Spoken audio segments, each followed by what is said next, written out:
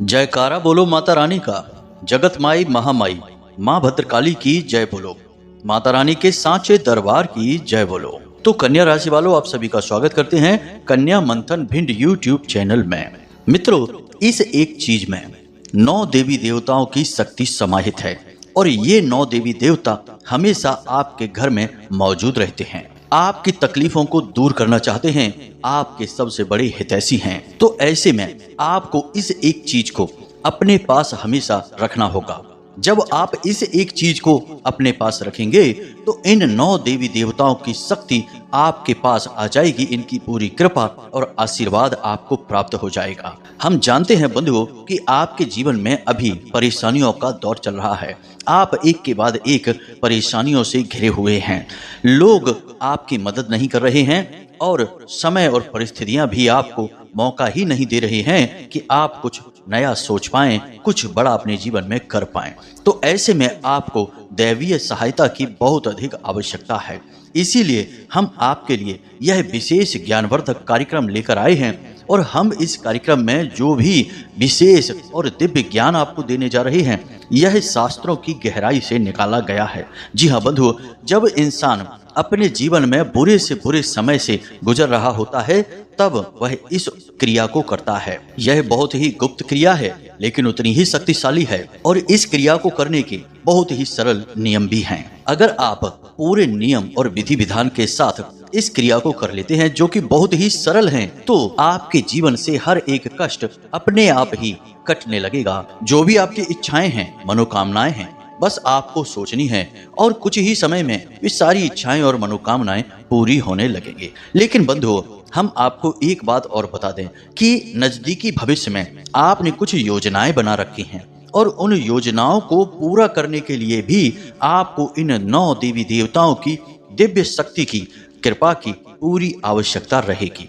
यदि आपको इन 9 देवी देवताओं की शक्ति प्राप्त नहीं होती है, इनका आशीर्वाद और कृपा नहीं मिल पाती है, तो आपके भविष्य में बनने वाली लगभग हर एक योजना पूरी तरह से विफल हो सकती है, जिसकी वजह से आपके मान सम्मान में तो कमी आएगी ही, आपका रुपया पैसा और समय सब कुछ बर्बाद हो जाएगा। अब वर्तमान तो जैसा है सो ठीक है और आपने भूतकाल में जितने भी कष्ट सहने थे सो सह लिए, लेकिन कम से कम आपका भविष्य तो सुरक्षित होना ही चाहिए। इसीलिए हम आपको इस एक विशेष गुप्त और शक्तिशाली चीज के बारे में बताने जा रहे हैं। बंधुओं, आज का यह कार्यक्रम पूरी तरह से माता भद्रकाली को समर्पित है और उन्हीं के द्वारा दी जाने वाली दिव्य अनुभूतियों पर आधारित है। तो आपको यह कार्यक्रम पूरा देखना है क्योंकि इस कार्यक्रम के माध्यम से आपको जीवन को सरल बनाने की एक नई राह मिलेगी। अब एक बात और यहाँ पर हम आपको बता दें बंधुओं कि हम प्रतिदिन आपके लिए सर्वश्रेष्ठ ज्ञानवर्धक कार्यक्रम लेकर आते हैं और हर कार्यक्रम के माध्यम से आपको प्रतिदिन कुछ नया, कुछ विशेष सिखाने की कोशिश करते हैं। लेकिन बंधुओं, हमारा काम केवल आपका मार्गदर्शन करना है, आपको सिखाना है। हमारे बताए हुए रास्ते पर चलना तो आपको ही पड़ेगा। यदि आप कर्म ही नहीं करेंगे तो हमारी बताई हर एक क्रिया अपने आप विफल हो जाएगी। फिर चाहे स्वयं ब्रह्मा जी या विष्णु जी या स्वयं शंकर जी आपके सामने प्रकट हो जाएं, वे भी आपकी कोई मनोकामना पूरी नहीं कर सकते क्योंकि यह कलयुग है और कलयुग कर्म प्रधान है। बाबा तुलसीदास ने लिखा है कि नहीं, कर्म प्रधान विश्व करि राखा। तो यह पूरा विश्व कर्म प्रधान है, तो आपको कर्म करना ही होगा। हमने जो आपको बताया उसे आपको अपने जीवन में उपयोग में लाना होगा। उस ज्ञान का उपयोग करें, उन क्रियाओं और उपायों को करें, फिर उनके प्रभाव अपने जीवन में महसूस करें। हजारों लोग ऐसे हैं जिनके जीवन में परिवर्तन पूरी तरह से हो चुके हैं। किसी का कर्जा चुक गया है, किसी की संतान उसकी बात नहीं सुनती थी तो संतान सुधर गई है। साथ ही साथ पति पत्नी के बीच झगड़े भी थे, किसी की पति पत्नी में नहीं बनती थी, झगड़े थे, तलाक तक नौबत आई थी तो उनके भी झगड़े समाप्त हो गए, प्रेम से साथ साथ रहते हैं। बहुत सारी बातें हैं। किसी का कर्जा समाप्त हुआ तो किसी का व्यापार अच्छा चलने लगा। और यह सब कुछ क्यों हो रहा है? क्योंकि माता रानी की कृपा से हम जो भी उपाय और क्रियाएं आपको बताते हैं वे सब अपने आप में सिद्ध होते हैं, और हम जो भी क्रियाएं बताते हैं वे पूरी तरह से वैदिक पद्धति पर आधारित होती हैं। तो अब आपका धर्म है कि इन बातों को अपने जीवन में उतारना, इन बातों को मानना। अब यदि आप हर बात पर शक करते रहेंगे, हर बात पर विश्वास ही नहीं करेंगे, तो फिर कुछ भी नहीं हो सकता है, फिर आपका भगवान ही मालिक है। मित्रों, हमने इतनी सारी बातें आपको केवल इसलिए बताई हैं कि आज का यह वीडियो कार्यक्रम बेहद ज्ञानवर्धक है, बहुत ही शक्तिशाली है, और जिसने इस कार्यक्रम में बताई हुई बातों को अपने जीवन में उतार लिया, हम गारंटी के साथ कहते हैं कि आने वाले 3 से 4 महीने उसके जीवन के सबसे सुंदर दिन होने वाले हैं, और वह इतनी जबरदस्त कामयाबी देखेगा जैसी उसने अपने जीवन में आज तक नहीं देखी होगी। कहने का मतलब यह है कि वह स्वयं अपने स्वर्ग और अपने सौभाग्य का निर्माता बन जाएगा। जी हाँ बंधुओं, तो उम्मीद है कि आप हमारी बातों को समझ रहे होंगे। अब आप इस कार्यक्रम को अंत तक अवश्य देखेंगे। तो चलिए बंधु, आज के इस विशेष कार्यक्रम की शुरुआत करते हैं, लेकिन इससे पहले माता रानी को आभार व्यक्त करते हैं और पूरे भक्ति भाव से कमेंट बॉक्स में लिखिए, जय माँ भद्रकाली कृपा करो। 3 बार लिखना, माता रानी आपके ऊपर निश्चित तौर पर कृपा करेंगी ही। इसी के साथ साथ यदि आप इस चैनल पर, इस कार्यक्रम पर पहली बार आए हैं, तो आप बगल में जो लाल रंग का सब्सक्राइब का बटन है उसे अवश्य दबा दें। ऐसा करके आप हमारे माता रानी के दिव्य परिवार के सदस्य बन जाएंगे, धाम से सीधे जुड़ जाएंगे, और आपके ऊपर सीधी माता रानी की कृपा और आशीर्वाद पहुंचने लगेगी। मित्रों, हम आप लोगों के जीवन में खुशियां लाने के लिए, माता रानी की कृपा पहुंचाने के लिए प्रतिदिन कुछ न कुछ अनुष्ठान अवश्य करते हैं, और इसका प्रभाव भी दिखाई देता है जब आप लोग संतुष्टि वाले मैसेज हमें भेजते हैं। तो हमें भी खुशी होती है कि आपकी इच्छाएं पूरी हो रही हैं, आपका जीवन सुंदर हो रहा है, और हम इसी रूप में माता रानी की सेवा कर पा रहे हैं। तो चलिए बंधुओं, इस सुनहरे मौके को अपने हाथ से जाने मत देना, जल्दी से चैनल को सब्सक्राइब करिए, फिर आगे बढ़ते हैं। मित्रों, अब एक बात तो आपको माननी ही पड़ेगी कि हर इंसान के जीवन में चीजों का बहुत अधिक महत्व होता है। कुछ चीजें ऐसी होती हैं जो इंसान को सुख देती हैं, आनंद देती हैं, लेकिन कुछ चीजें ऐसी होती हैं जिनसे इंसान दुखी हो जाता है, परेशान हो जाता है। चीजें तो बहुत दूर की बात है, रंग और वस्त्रों का भी इंसान के स्वभाव पर बहुत अधिक प्रभाव पड़ता है। आप देखेंगे कि जो इंसान जिस प्रवृत्ति का होता है वह उसी प्रकार के रंग और उसी प्रकार के परिधान और पहनावे पहनना शुरू कर देता है। जैसे जो राजनेता होते हैं वे कुर्ता पजामा पहनते हैं, और यदि संत महात्मा होते हैं तो वे धोती कुर्ता पहनना शुरू कर देते हैं। तो जैसा उनका लिबास और पहनावा वह उनकी मानसिक स्थिति को दर्शाता है। कहने का मतलब यह है कि हमारे आसपास जो भी चीजें हैं, जिस भी प्रकार की हों, चाहे वे हमारे उपयोग की हों या ना हो, लेकिन उनकी अपनी कुछ विशेष ऊर्जा, उनका अपना कुछ विशेष प्रभाव तो होता ही है। अब सीधे तौर पर यहाँ पर बात की जाए तो कुछ चीजें होती हैं जो बहुत ही दिव्य होती हैं और उनका दैवीय शक्तियों से सीधा जुड़ाव होता है। अब छोटी मोटी चीजें तो हमें पता रहती हैं और हम उनका प्रयोग करते रहते हैं, लेकिन जब जीवन में बड़ी कठिनाइयों से मुक्ति की बात आती है, बड़ी सफलता और बड़ी इच्छाओं की पूर्ति की बात आती है, तब हमारा छोटी मोटी चीजों से काम चलने वाला नहीं है। अब ध्यान से सुनिए, शास्त्रों के अनुसार इंसान के शरीर को मंदिर कहा गया है। जी हाँ बंधुओं, और आप जिस घर में रहते हैं उस घर को भी मंदिर कहा गया है। और मंदिर में कौन रहता है? देवता रहते हैं। तो शास्त्रों के अनुसार इंसान के शरीर में कई प्रकार के देवताओं का वास माना जाता है, जैसे आंखों में सूर्य और चंद्रमा का, कान में दिशाओं का, नाक में अश्विनी कुमार का, पैर में उपेंद्र का, और नाभि में भगवान श्री हरि विष्णु और माता लक्ष्मी का, और हृदय में भगवान भोलेनाथ और माता पार्वती का वास माना जाता है। ठीक इसी प्रकार आपके घर में भी लगभग 45 प्रकार के देवी देवताओं का वास माना जाता है। जैसे आपके रसोई घर में माता अन्नपूर्णा और भगवान धनवंतरी, साथ ही साथ पितृ देवता का, आपके घर के दरवाजे पर आपकी कुल देवी का, इसी के साथ साथ आपके पूजा घर में तमाम देवी देवता और आपके आराध्य देव का, आपके घर के आंगन में भगवान ब्रह्मा का, और आपके घर के ईशान कोण में भगवान भोलेनाथ का निवास स्थान माना जाता है।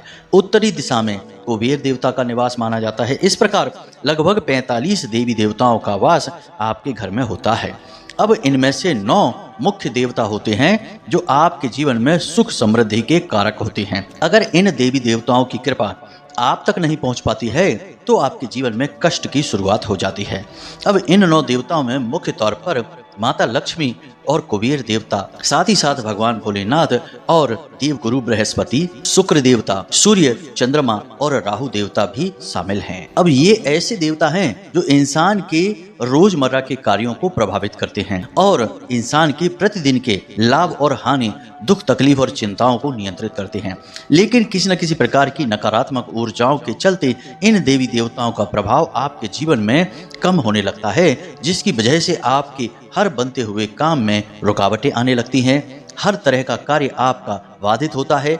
आप जो भी योजनाएं बनाते हैं वो असफल होने लगती हैं। आपके घर में कलह, क्लेश और विवाद बढ़ने लगता है। साथ ही साथ आप कर्जे में दबने लगते हैं। आमदनी तो आपकी रुकने लगती ही है। एक बात याद रखना कि जितने भी देवी देवता होते हैं उनकी ऊर्जा शुद्ध सकारात्मक ऊर्जा होती है, लेकिन ठीक इनके विपरीत नकारात्मक ऊर्जा भी होती है, जिन्हें हम भूत प्रेत और पिशाचों की ऊर्जा कह सकते हैं। अब यदि आपके कर्म सकारात्मक हैं तो देवी देवताओं की कृपा आपके ऊपर बढ़ती चली जाती है और बनी रहती है।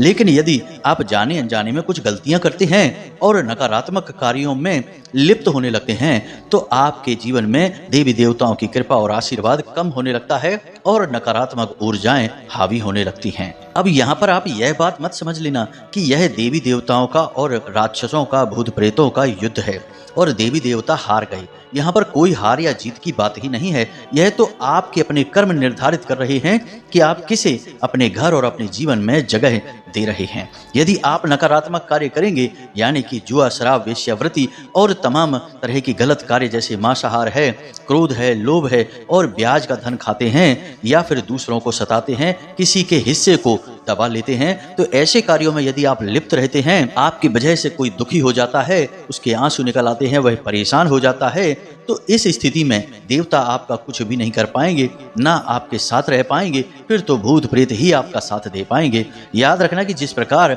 आप हर वक्त दैवीय शक्तियों से घिरे रहते हैं, ठीक उसी प्रकार आप तमाम तरीके के भूत प्रेत और निशाचरों से भी हर वक्त घिरे रहते हैं। अब बस आपके कार्य इस बात को निर्धारित करते हैं कि कौन आपके जीवन में प्रवेश करेगा और किसका प्रभाव आपके जीवन में सबसे अधिक रहेगा।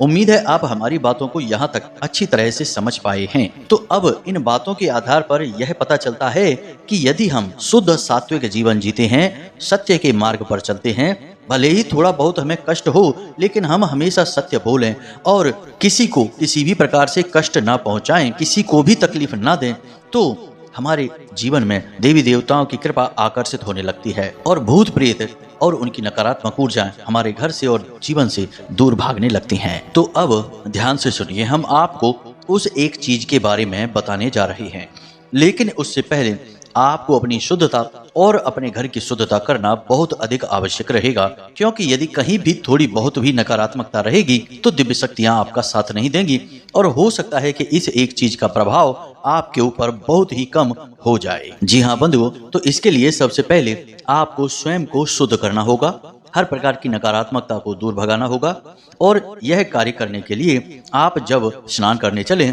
तो उस पानी में थोड़ा सा समुद्री नमक मिला लें और थोड़ी सी एक चुटकी भर हल्दी भी मिला लें। ऐसा करने से आपका बृहस्पति मजबूत हो जाएगा और माता लक्ष्मी की विशेष कृपा भी आपको प्राप्त होगी। नमक के यहाँ पर दो कार्य हैं, एक तो नकारात्मक शक्तियों को दूर भगाने का कार्य, दूसरा नमक माता लक्ष्मी का भी प्रतीक है। ठीक इसी प्रकार हल्दी बृहस्पति का और स्वयं माता लक्ष्मी का प्रतीक है।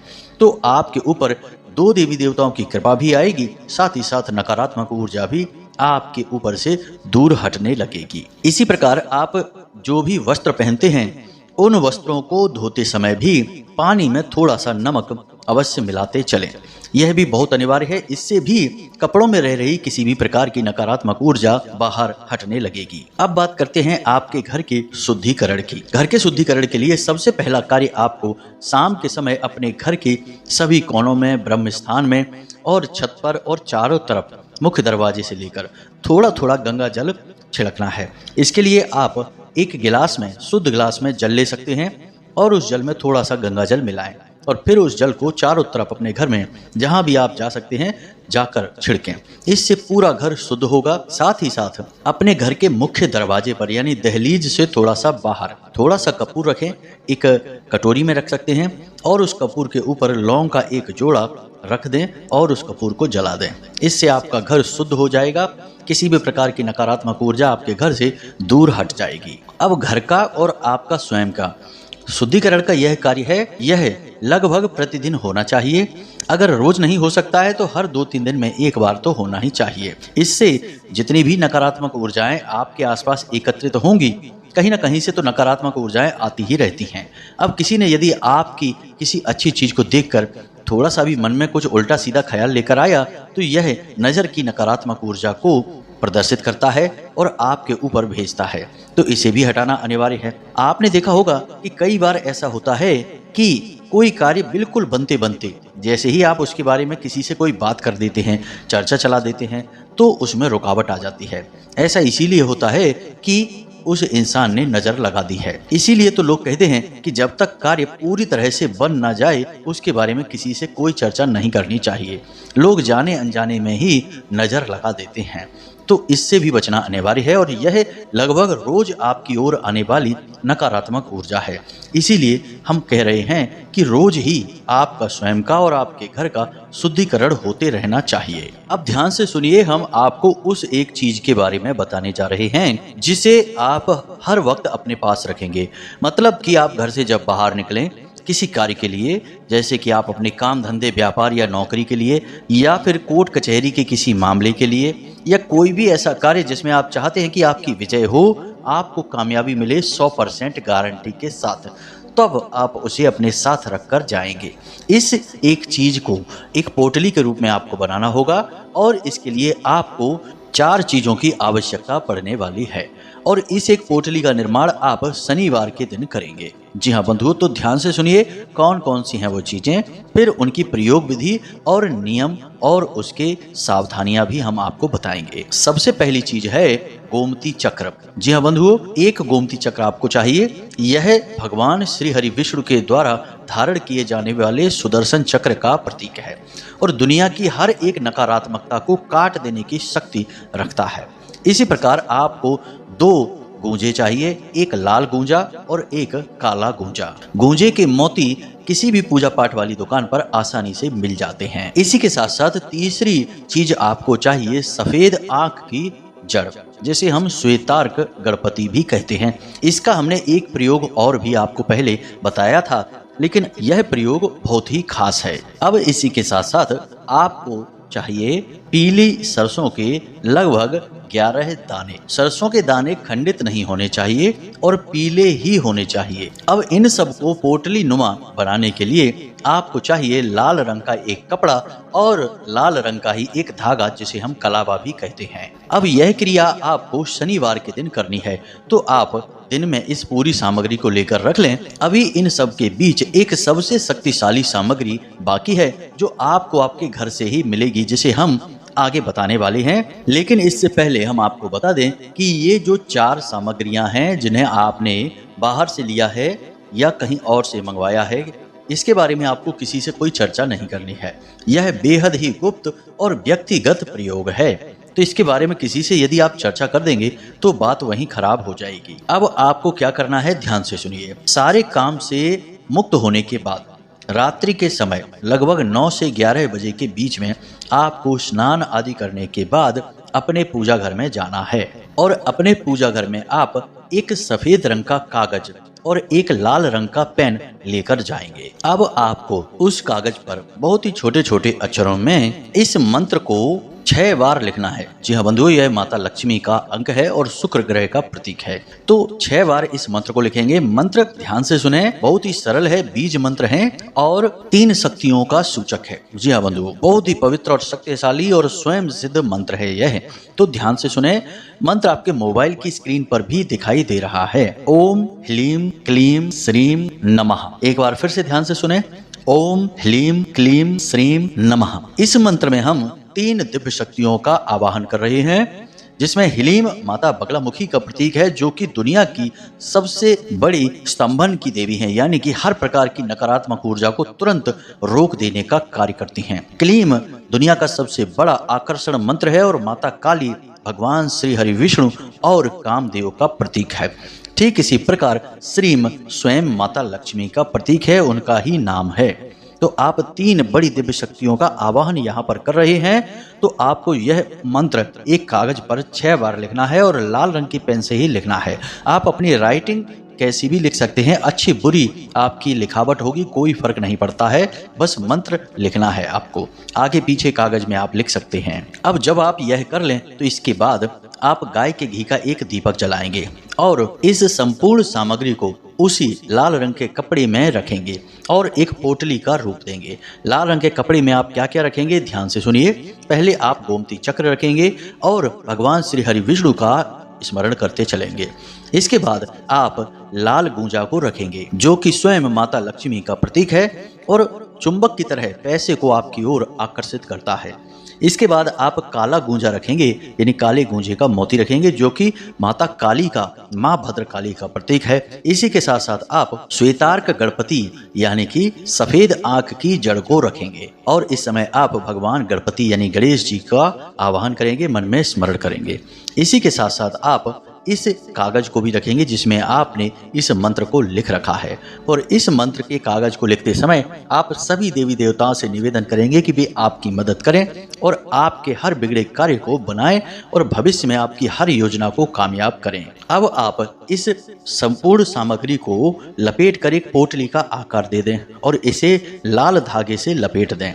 लपेटते समय भी याद रखें कि 6 बार ही लपेटें, इससे ज्यादा नहीं, और कोई गांठ ना लगाएं। अब इसके बाद आप इसे माता भद्रकाली या माता लक्ष्मी या माँ बगलामुखी, आपके पूजा घर में देवी का जो भी स्वरूप विद्यमान है, उनके चरणों में इसे रख दें और मन ही मन प्रार्थना करें कि हे देवी, आप हमारी इस प्रयोग को कामयाब बनाएं, हमारी मदद करें, दुख तकलीफों को दूर करें और मनोकामनाओं को पूरी करें। इस तरह आप आवाहन करेंगे। कोई विशेष मंत्र नहीं उच्चारण करने हैं, कोई पूजा पाठ का विधान नहीं है, बस दीपक जलेगा तब तक आप वहीं बैठे रहें और माता से इस प्रकार आवाहन करते रहें, निवेदन करते रहें कि आप बहुत तकलीफों में हैं, परेशानियों में हैं और आपको अब देवी देवताओं की मदद की बहुत आवश्यकता है। इस प्रकार अपने मन के जो भी विचार हैं, जो भी इच्छाएं हैं, मनोकामनाएं हैं, उन्हें भगवान के सामने बताते रहें। अब कुछ समय वहां पर बिताने के बाद आप इस सामग्री को माता रानी के चरणों में रखी छोड़ दें और वहां से उठकर वापस चले आएं। अब रात भर के लिए यह सामग्री आप वहीं पूजा घर में रखी छोड़ेंगे और अगले दिन जब आप किसी कार्य के लिए बाहर निकलें, काम धंधे व्यापार के लिए निकलें, स्नान आदि करके निकलेंगे और पवित्रता के साथ पूजा घर में जाकर माता रानी से प्रार्थना करते हुए कि हे माते, हम आपकी कृपा और आशीर्वाद को यहाँ से ले जा रहे हैं अपने साथ और उम्मीद करते हैं कि आप हमारी हर कार्य में मदद करेंगी और हमें हर मुसीबत से भी बचाएंगी। इस प्रकार माता रानी से प्रार्थना करते हुए पूरे भक्ति भाव के साथ उस पोटली को उठाएं और आप अपने पर्स में रख लें। यदि पर्स में जगह नहीं है तो अपनी शर्ट की जेब में रख लें और यदि शर्ट की जेब में भी नहीं रख सकते हैं तो एक सफेद रंग के साफ सुथरे रूमाल में इस पोटली को लपेटकर अपने पैंट की जेब में दाहिनी तरफ रख लें। याद रहे कि इस पोटली को आपको बाहर नहीं निकालना है, किसी को दिखाना नहीं है, हर वक्त इसे अपने साथ रखना है और मन में यह भाव रखना है कि अब संपूर्ण दिव्य शक्तियां आपके साथ हैं और माता रानी आपकी मदद करने के लिए हर वक्त तैयार हैं। जब भी आपको दिन में कमजोरी का एहसास हो, यानी आपको डर लगे, आपको ऐसा लगे कि आप परेशानी में हैं, आपको घाटा हो रहा है, कोई आपको फंसा सकता है, जैसे कि दिन में उतार चढ़ाव के समय होते ही हैं, मनोबल आपका कमजोर पड़े, तो आप धीरे से हाथ उस पोटली के ऊपर रख लें और माता रानी से निवेदन करें। निश्चित तौर पर आपको तुरंत ऊर्जा का एहसास होगा। आपको ऐसा लगेगा जैसे आपके मनोबल में, आपके शरीर में तुरंत ऊर्जा दौड़ गई है। यह माता रानी की सिद्ध प्रक्रिया है, एक बड़ी शक्तिशाली क्रिया है। इसका प्रयोग करके बहुत सारे लोगों ने अपने जीवन को बदला है, आपका भी जीवन बदलेगा। आप बस इस प्रयोग को पूरे भक्ति भाव के साथ कर सकते हैं। अब यह तो बिल्कुल साधारण सी क्रिया हमने बताई है, इसमें कोई भी कठिनाई नहीं जोड़ी है, लेकिन आप इस क्रिया को और भी ज्यादा भाव के साथ कर सकते हैं। जैसे माता रानी को प्रसाद चढ़ा सकते हैं, लाल रंग के पुष्प आदि चढ़ा सकते हैं। साथ ही साथ जब आप इस पोटली को सिद्ध कर रहे हो उस समय रुद्राक्ष की माला के साथ इसी मंत्र का, जो हमने आपको लिखने के लिए बोला है, इसी मंत्र का एक माला जाप भी कर सकते हैं। अब हमने ये विधि पहले इसलिए नहीं बताई ताकि आप लोगों को कठिनाई महसूस ना हो, लेकिन यदि आप कर लेते हैं तो सर्वोत्तम है और नहीं करेंगे तब भी यह क्रिया आपके ऊपर कार्य करेगी। यह माता रानी की सिद्ध पोटली है, यह अपना काम तो करेगी ही। तो अब उम्मीद है कि जो बातें हमने आपको बताई हैं वे आपको अच्छी तरह से समझ में आ गई हैं। अब यदि इन बातों से जुड़ा हुआ कोई प्रश्न है आपके मन में तो आप हमें कमेंट करके पूछ सकते हैं या डिस्क्रिप्शन में दिए गए व्हाट्सएप नंबर पर मैसेज करके भी पूछ सकते हैं। इसी के साथ साथ आज के इस वीडियो को विराम देते हैं। हमेशा हंसते रहिए, मुस्कुराते रहिए, सकारात्मक रहिए, माता रानी पर अपनी पूरी आस्था और विश्वास बनाए रखिए और दिन में एक बार मंदिर अवश्य जाइए, क्योंकि आपका उद्धार वहीं से होना है। तो प्रेम से बोलिए जय माई की जय, मां भद्रकाली। माता रानी आपका कल्याण करेंगी। धन्यवाद।